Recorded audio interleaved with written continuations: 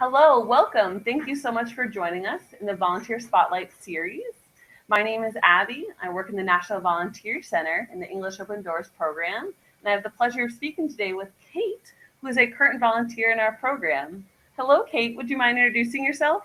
Hey, absolutely. So, my name is Kate. I am from Auckland, New Zealand.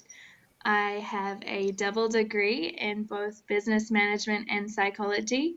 And prior to participating in the English Open Stores program, I spent a couple of years working in human resources for an awesome little coffee company called All Press Espresso. Wonderful. And where are you right now, Kate? Can you tell me a little bit about your town? Sure. So I have been placed in the City of Sun, it is called. So the name in Spanish is Quilpue, and it is about an hour and a half out of Santiago and about 40 minutes from the famous Valparaiso on the coast. So it's a lovely place, about 150,000 people. Fantastic. Well, Kate, to kind of start off, I'd like to ask you, how has your experience been living in the community where you are?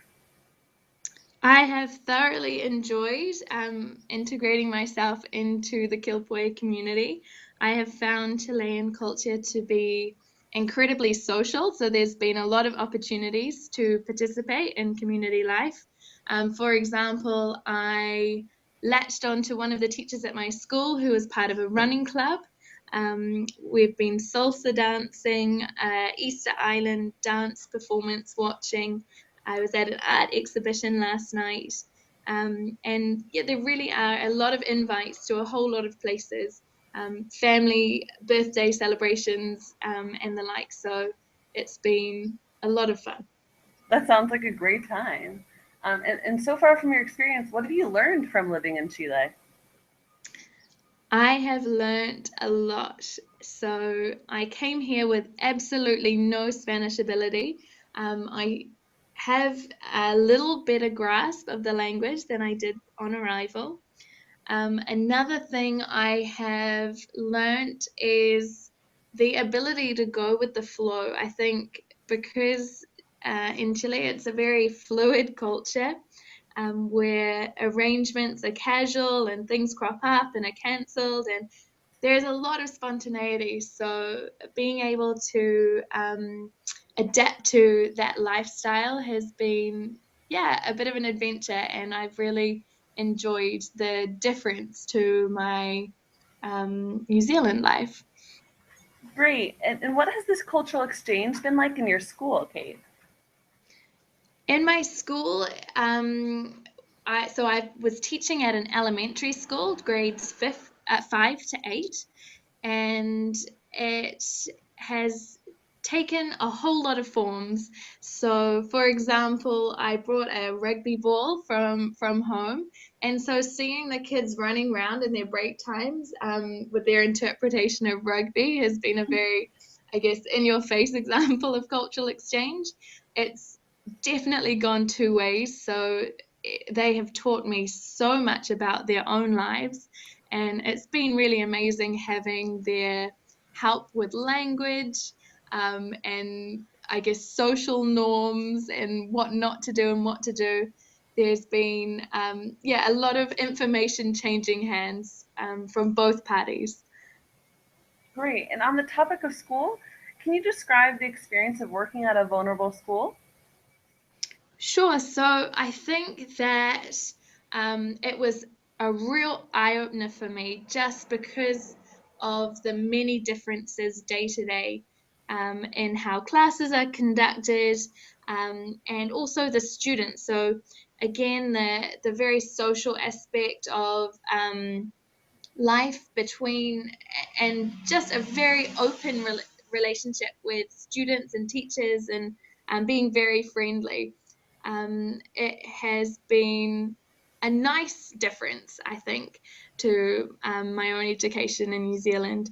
And despite challenges and some behavioral um, difficulties, I've had a lot of support, and I have, yeah, learned a great deal. And these kids are really good kids. I think that they have benefited a lot from having a native English speaker teaching them, and also having some increased motivation and novelty factor from the fact there was a foreigner in their school.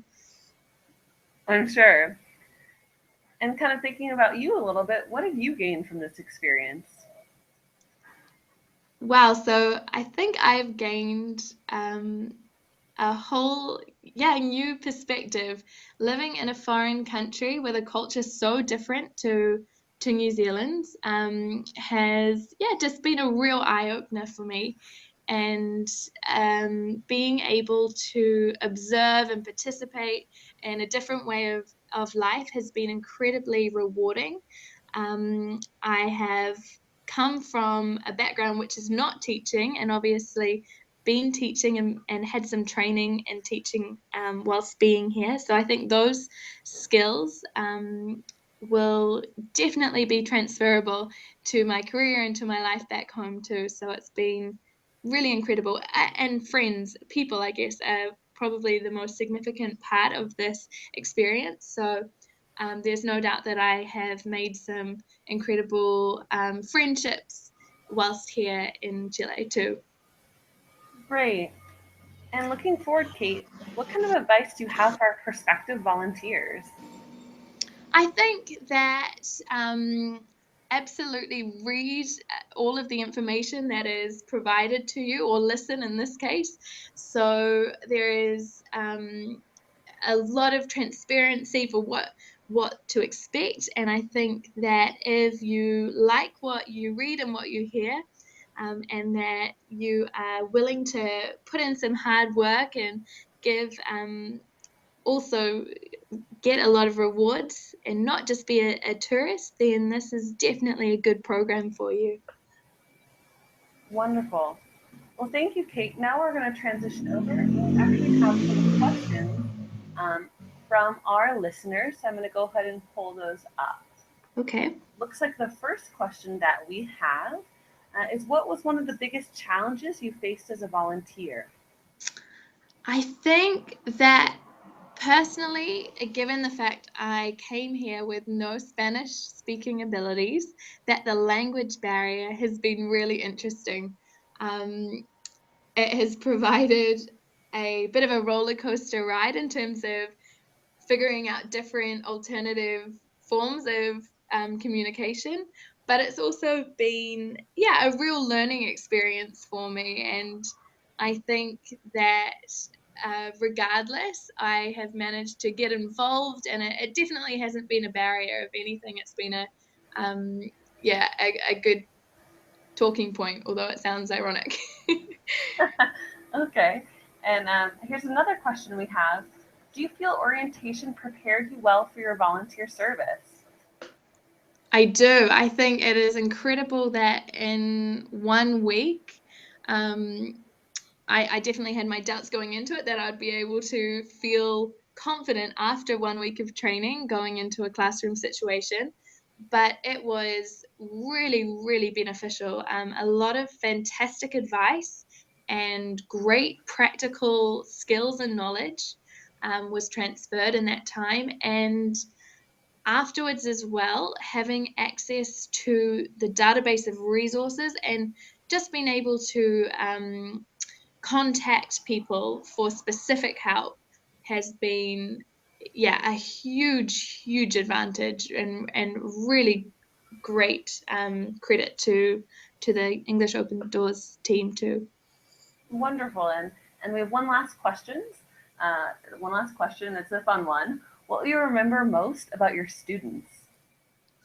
So many things. I have a lot of selfies on my phone. That is a huge love of Chilean students, is the old selfie.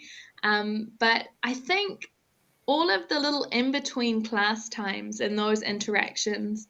So over the course of the 4 months, I've developed really good, I guess, friendships with these kids, and seeing their Spanish communication kind of turn into Spanglish communication, and then in some cases more and more English, has been a pleasure to witness. and just the effort that they put into trying to converse and tell you about their weekend has been, a real pleasure to watch. Great. Well, we want to kind of pass on to everyone else who's listening. If you are interested in finding out more about our program, please feel free to check out our website. Also, you can sign up for our mailing list to receive our newsletters. You will see our email up on the screen as well. And feel free to follow us on Facebook, Twitter, Instagram. We also have a wonderful ambassador program. So if you are interested in talking to a former volunteer, that's something we can set up. So just shoot us an email as well. And if you're interested in joining us this year for 2016, you'll see on the screen our 2016 service dates. We are offering 2 one-semester-long services and then 2 two-semester-long services, or 1 academic year. Well, I want to thank everyone so much for joining us today. And thank you, Kate, so much for sharing about your experience. No problem. Thank you.